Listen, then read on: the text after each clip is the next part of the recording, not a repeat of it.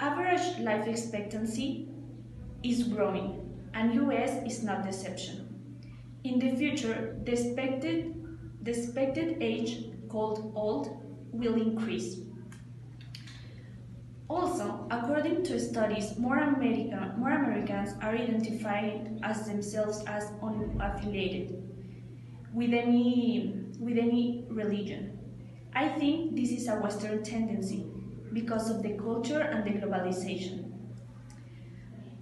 A homogeneous culture is being created, like it said in the Clash of Civilizations, where problems will be caused more because of religion or cultural matters than other things. Young people are not practicing any religion, and this tendency in the future will increase because they question the power of the churches and the priests due to they are unmotivated by the cases they see of the sexual abuse of the sexual abuse made by priests, and because of the actions that the churches and the leaders take in social and political matters, among other things. Mexico experienced a record number of murders in 2018, with official statistics that registered 33% more than the previous year. In 2018, Mexican authorities had opened more than 33,000 cases of murders in Mexico, the highest number even recorded in all history in Mexico. The situation hasn't changed in decades. The poor are poorer and the rich are getting richer. At the current rates shown, the inequality gap in Mexico is still growing and will be growing in the next years. I think that it would take more than 100 years to make an equilibrium and for all people to have a good quality life. Currently, Canada is facing challenges such as aging in population and declining birth rate. I think birth rate will lower even more due to technology advances and because the high standard of having a good quality of life is getting more difficult and more competitive. In 2018, international migration accounted for 80% of the population growth in Canada. As we can see, new talent from different countries could make Canada a birthplace of a new world economy. Here, as you can see, this is Central America, and this is the region that connects Mexico with South America. South America is roughly 1,835 kilometers long from northwest to southeast. It possesses a great variety of humid swamps and lowlands, but it also counts with mountains, and the combination between that and the essentially tropical climate that it has results in a highly productive agricultural zone. Nowadays, Central America's rate of population increase is one of the world's highest. That is not to say, though the infant mortality rate is really high and life expectancy is typically low in regards to the northern part of Central America. The majority of the economy of Central America has been supported by the production of natural resources. However, from the 20th century on, the economy of Central America has been formed due to armed conflicts, civil wars, the height of the inflation, and poor social conditions, leading most of the countries of Central America in this region to seek help from the IMF and the World Bank, leaving them in an increasing debt until today. The situation of this region has grown to be more and more difficult throughout the time. For example, El Salvador has now adopted the American dollar as an official currency and has signed a free trade agreement between this region and the United States, just to show and highlight the dependence that these countries have towards today's hegemon, the United States.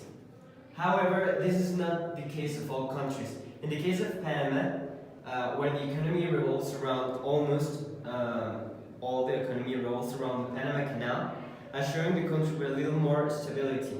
Nowadays, tourism and public services have largely sneaked into the economy of Costa Rica as well, leaving those two countries as the most potential ones to grow in the next 30 years. South America, on the other hand, is the southern portion of the American continent, and it is one of the most largest regions in the world. It covers territory of 6,878,700 square miles, and it is divided by two subregions. On the east is the Amazon Basin, and on the west are the Andes Mountains. The present population of both Central and South America consists in the mixture between American Indians, Iberians, Africans, and as well as other immigrants that have come to the continent throughout the centuries. And then again, as in the case of Central America, South America has also required the help of world institutions such as the World Bank, the International Monetary Fund, and the Inter-American Development Bank to get ahead after the economical and political crisis that they have suffered, thanks to some totalitarian regimes that were experienced last century. In South America, there exist programs that bet on economic development as well as the modernization of the agriculture. However, nonetheless, the South American countries live in constant debt, increasing economic interdependence as the election of left-leaning leaders in some countries such as Venezuela, Brazil, Bolivia, Argentina, Ecuador, and Chile. Making a prediction of the future of South and Central America for the next 30 years is especially difficult, taking into account the situation that Venezuela is in right now. Is nowadays, and that it undoubtedly affects the whole South American region. If we must be frank, the Venezuelan situation cannot be fully resolved within the next 30 years. But the situation may lead to unify the political and economical regimes of the other countries that surround Venezuela in South America, leading them into getting closer and bringing them to the right, by maintaining a more similar idea towards the situation in Venezuela. These changes that I referred to earlier will be observed in the economic areas, where the investment issues, free trade, and treaties could take priority over other agendas. Asia is an expensive and heterogeneous region, physically, socially, politically, and economically.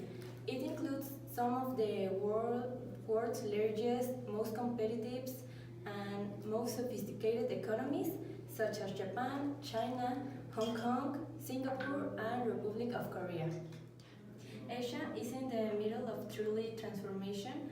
If it continues to grow on its recent trajectory, it could, by 2050, account for more than half global gross domestic product, trade and investment, and enjoy widespread affluence. Its per capita income could rise sixfold to reach the global average and be similar to European levels today. Asia's rise will almost certainly not be smooth. Economic history teaches us that there will be many ups and downs along the way. For example, in the last 40 years, financial crises have recurred every 10 years. It is most likely that between nowadays 2050 there will be major crises like financial or economic. How countries navigate through them will decide Asia's fortunes. Fortunately, with each successive crisis, Asia has demonstrated a growing capacity to manage crises. Based on the optimistic Asian century scenario, it could assume that the 11 economies with a demonstrated record of sustained convergence to best global practice over the past 30 years also continue this trend over the next 40 years, and that a number of modest growth aspiring economies will become convergers by 2020. In this scenario, Asia will take its place among the ranks of the affluent on par with those in Europe today. Some 3 billion additional Asians will become affluent by 2050. This is the desired or ideal scenario for Asia as a whole. In the pessimistic scenario, the middle income trap scenario assumes that these fast growing converging economies fall into that trap in the next 5 to 10 years without any of the slow or modest growth aspiring economies improving their record. In other words, Asia follows the pattern of Latin America over the past 30 years. A combination of bad macro policies, finance sector exuberance with lax supervision, conflict, climate change, natural disasters, changing demography, and weak governance could jeopardize Asian growth. In this worst case scenario, Asia could struggle into a financial meltdown, major conflict, or region-wide chaos well before 2050. These challenges are not mutually exclusive. They can impact one another and multiply existing tensions, unrest, and conflicts, or even create new pressure points within and across Asia that threaten its growth, stability, and security. However, it could be taken as a wake-up call to Asian leaders. Europe is one of the most important regions of the world, and it has the nations with the greatest economies of the world, such as France and Germany. And that's a reason why a lot of people want to live in these countries. In the whole year of 2015, the European Union received 800,000 of migrants searching for asylum and better quality life. But as the chart shows, the number of migrants arriving, it has a drop of 98%. So with these statistics, we can think that the migration flow will have a drastic decrease, but however, it will not disappear.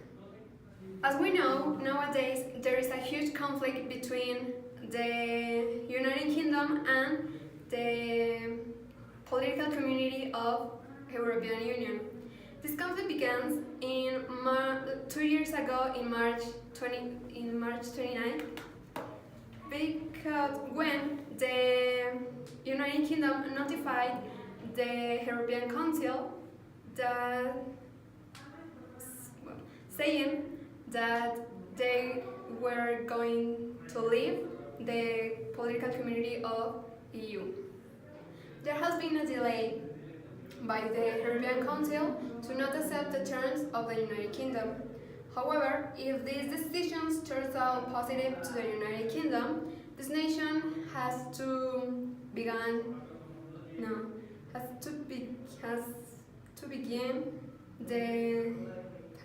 to maintain the treatment that already had and start to look after new allies. In 2015, some countries in North Africa, such as Libya and Egypt, will start a civil war in order to demand their political and social rights, as well as another objectives such as liberating repression, poverty, and the lack of democracy, because in those countries the dictatorship has been in the power for more than 20 years and the citizenship is not satisfied with the situation that the government is doing it. And although they are native in the territory, the people do not feel the sense of place because they are not identified with the way the government is doing the things. The Persian Gulf has been characterized for centuries as an area of many conflicts caused by the religious, territorial, and economic interests by the great powers. So it is very possible that in the year 2015, some countries in that region will disappear and become part of the territories of the great powers due to the same interests such as oil and water.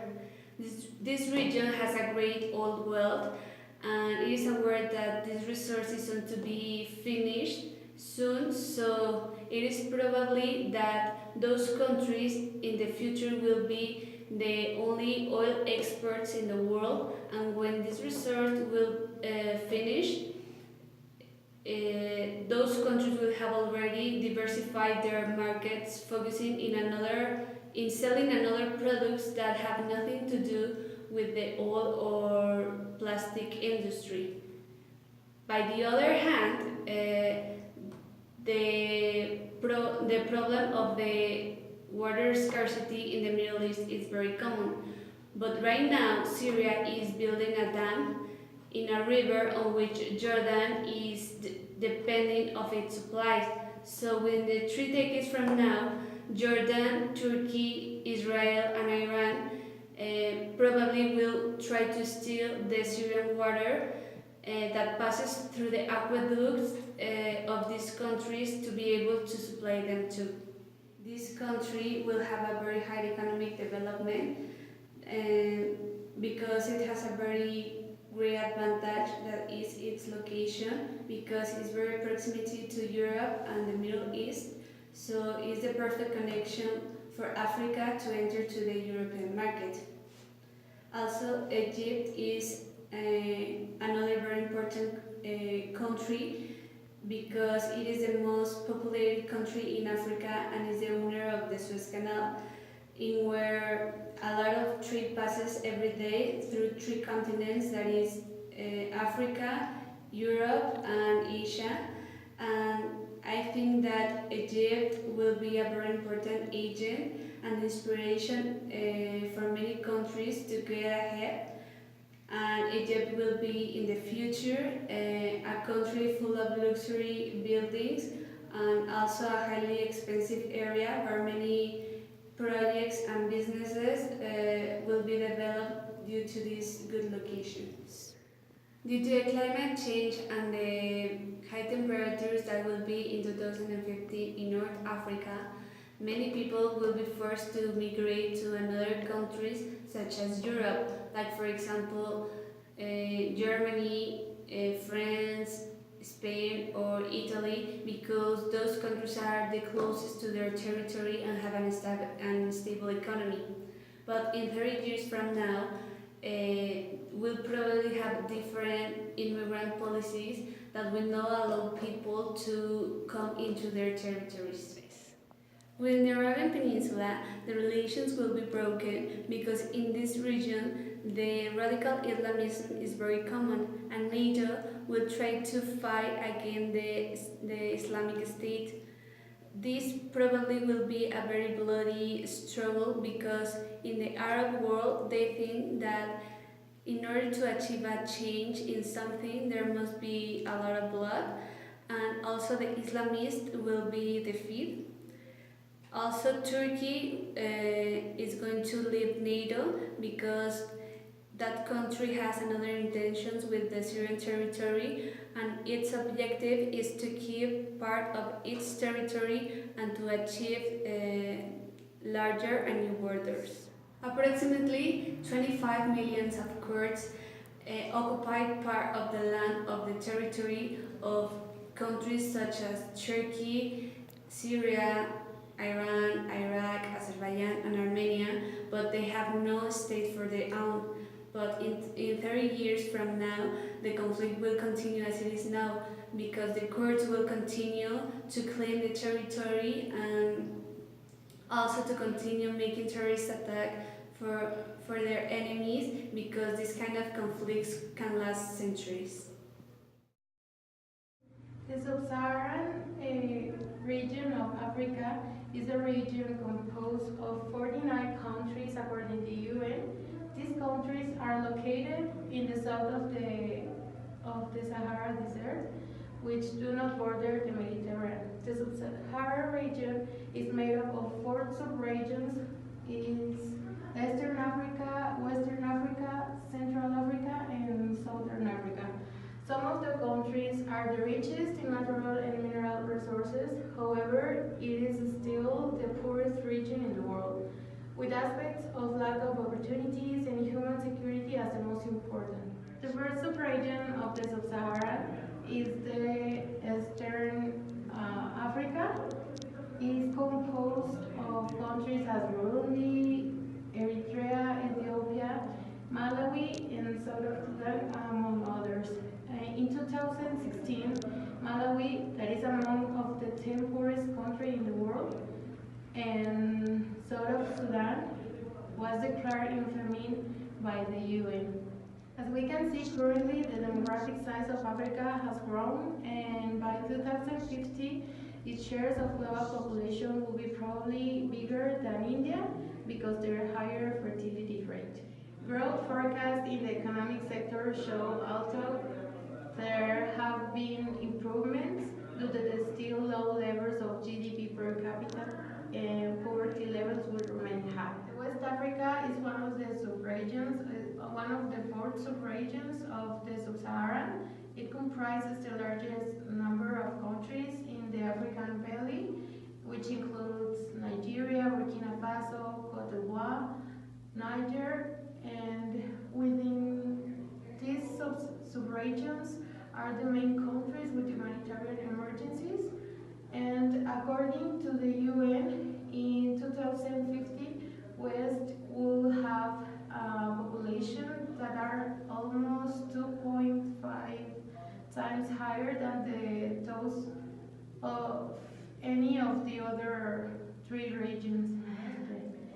The U.S. Energy of Info Administration suggests that this region may become an important non-OPEC oil-producing region within a decade.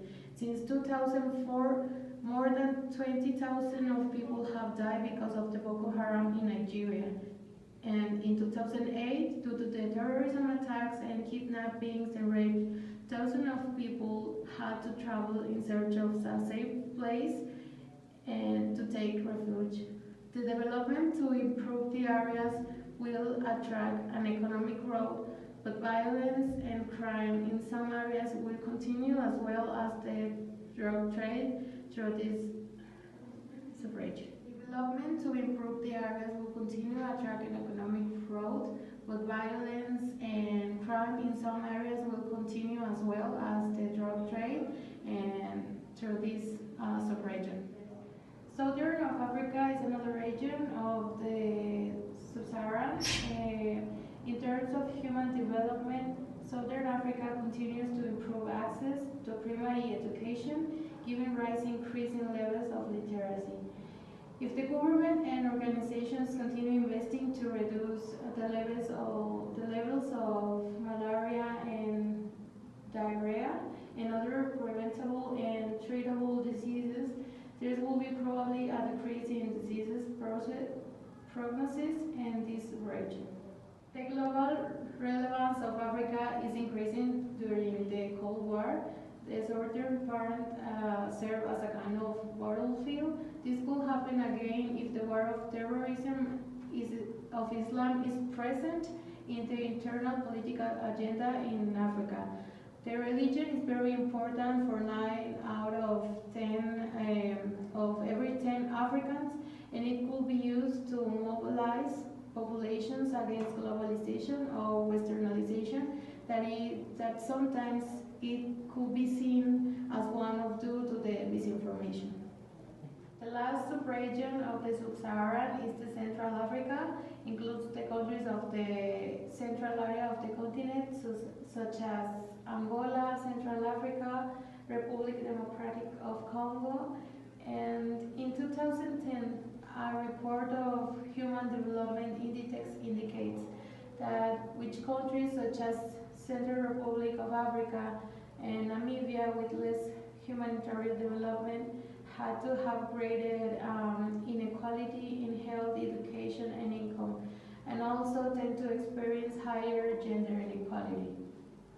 Because of the lack of human development, lack of food, and access to water, medical attention, and cases unresolved of sexual violence, this region has been forgotten and will be need humanitarian aid and support of the other countries.